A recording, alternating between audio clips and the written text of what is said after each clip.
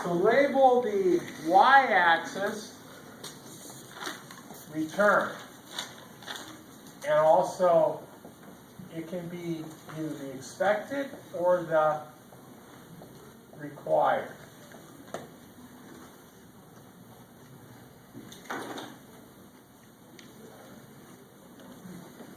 Required is what investors expect for a certain risk.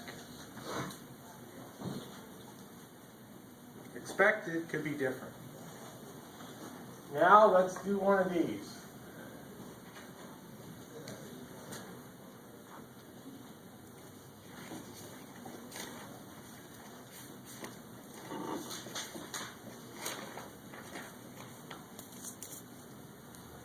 And let's say historically this is 4%. So that's the old T-bill you can go buy from the government. They give you a 4% return at what? Zero risk. So let's label the x-axis risk, and so that's 0. Pretty high level math, huh?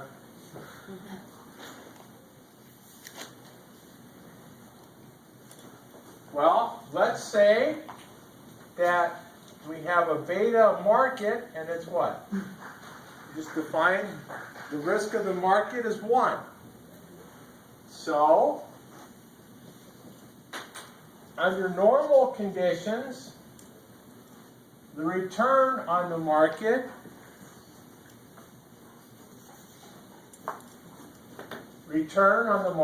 is 12. So RM equals what?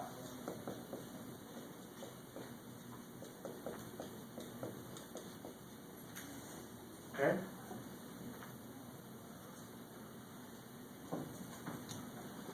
This is called the security market line.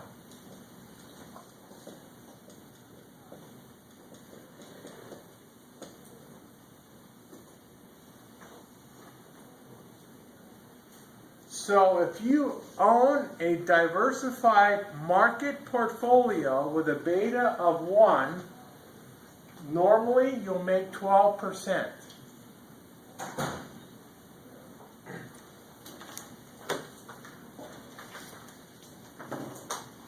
Let's just say Google has a 2.0 beta. Google is 2.0. So, by the way, this is not a linear relationship. If you remember the equation of a line, and also it's not a 45 degree, so it's not strictly linear because it starts where? The intercept is 4. Okay. So the question becomes, what is the return for Google? What should the return be? Got to be greater than 12, right? Because it's riskier.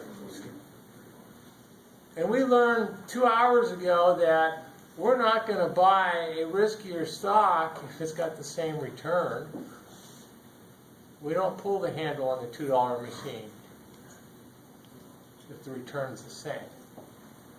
So this is a relationship that tries to quantify, if you invest in a security, this is the return you should get based on its relative risk. How powerful is that? By the way, I read in some textbooks, some guys say that every security in the world should be on that line. Even investing in movies. Commodities. Everything should have a relative return compared to its risk.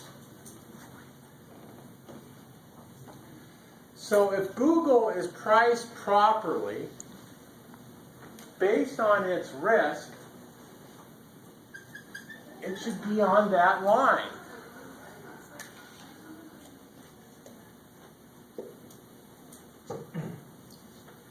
You remember the equation of a line back in high school? It's too long. And then we did like the rise over, remember the rise over the run and all that crap? Well, even if you don't remember, I'm just going to give you a simple equation, and it's going to be simple. Like all the equations in this class.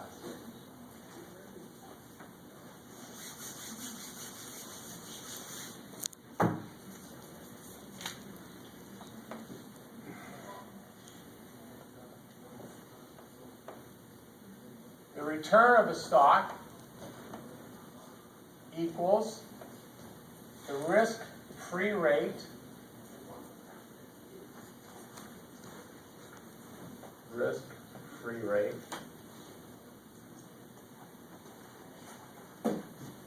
plus beta times RM minus R risk-free.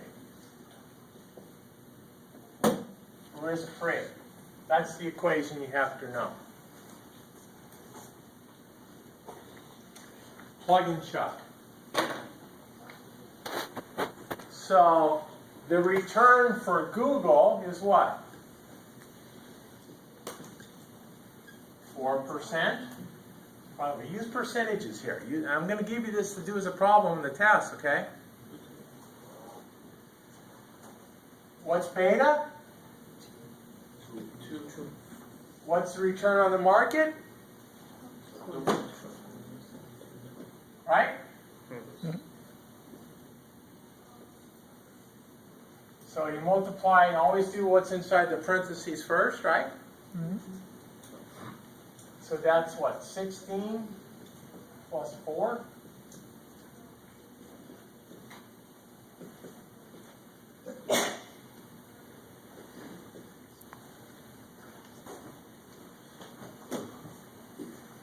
I mean, this is really powerful. This says if Google, and we can actually track how it changes compared to the market every day. If it moves up and down twice as much as the overall market, then it should have a 20% return. Or you don't invest in it.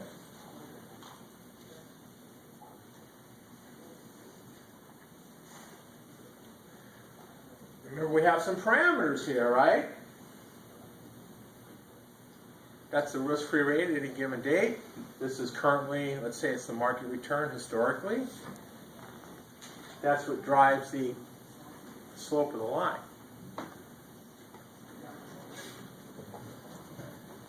What if McDonald's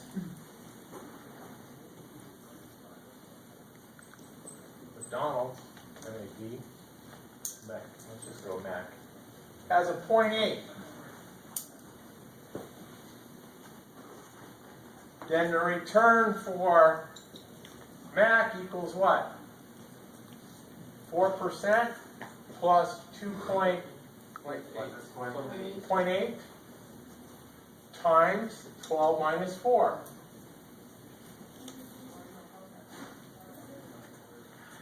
What is that, 10.4?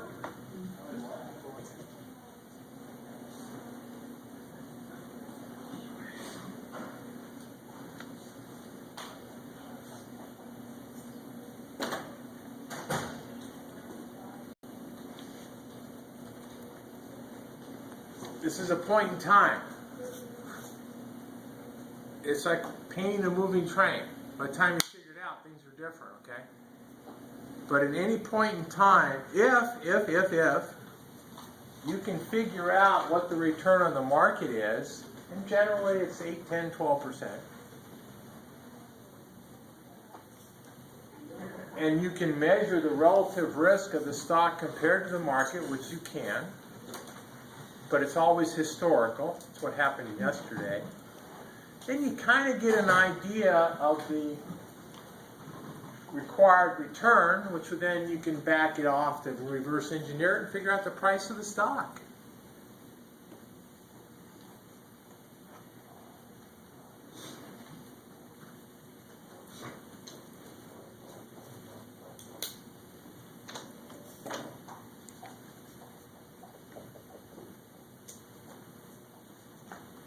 What if, but okay, is everybody okay with it so far? Things happen. Interest rates change, right? Interest rates might go down. Then you have maybe a parallel line shift you have to recalculate. Now, if the Fed steps in and tries to lower interest rates, what are they trying to do? Stimulate the economy? They're trying to get a steeper line. So first there'll be a parallel shift, and then hopefully it'll go like this.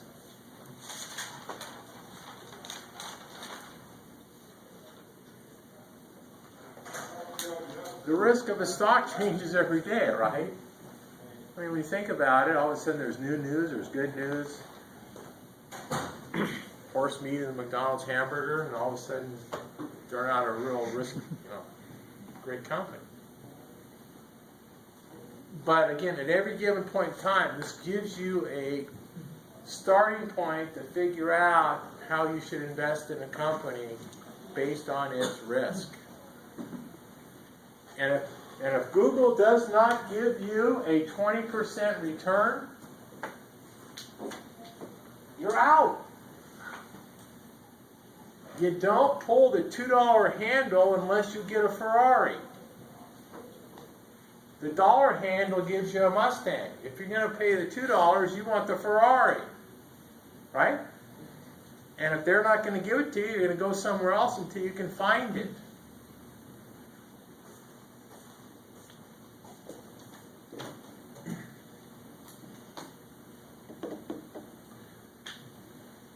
Sometimes there'll be information, like I just said,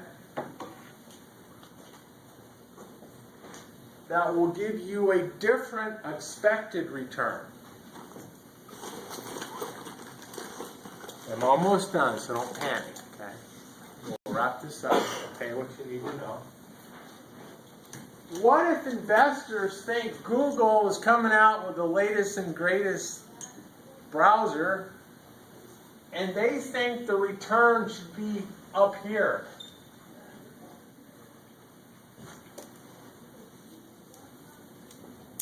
So instead of 20%, they think they're going to get 25. Something ain't right. How can a stock that's got this risk get you 25? It shouldn't, right? So what will happen if the expected return is too high? What will people do? What will they do with the stock? They buy or sell it? They'll buy it. It's a good deal, right? If they're thinking they're... They will buy the stock, right? Yep. So what will happen to the price of the stock? Goes up. So, even if you don't understand this right now, just write this down, right? The price will what? Increase. More supply and demand. Hey, we want part of the 25% here. What will happen to the return? Probably Return will go back down to the line.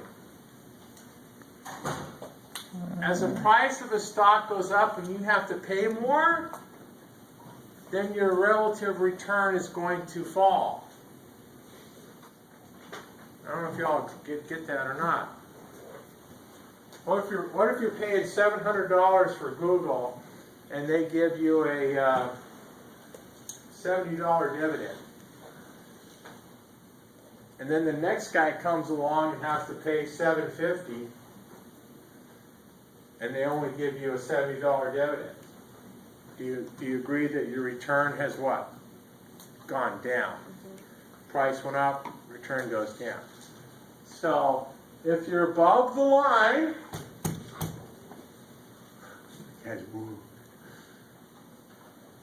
the return market forces will drive the return back so it's priced correctly, because the price will go up.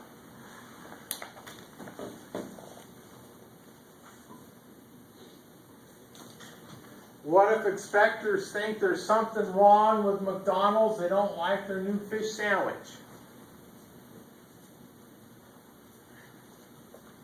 And they expect the return to be something less than 10.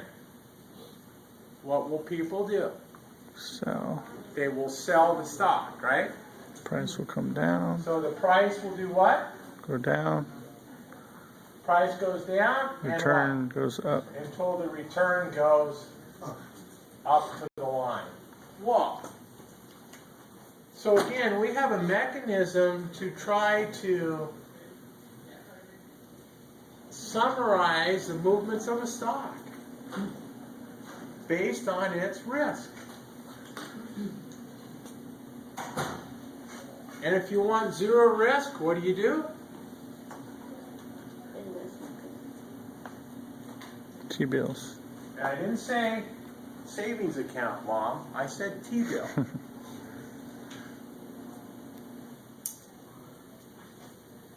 Savings account's over here somewhere.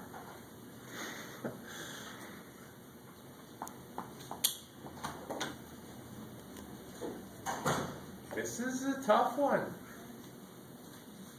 If you're in the front row, you probably got it. Second row, you start getting diminishing returns. Second row is probably kind of on this. Third row, yeah. Fourth row is like, what the hell's he got? Just let me go home, will you? They're gonna be in the video too.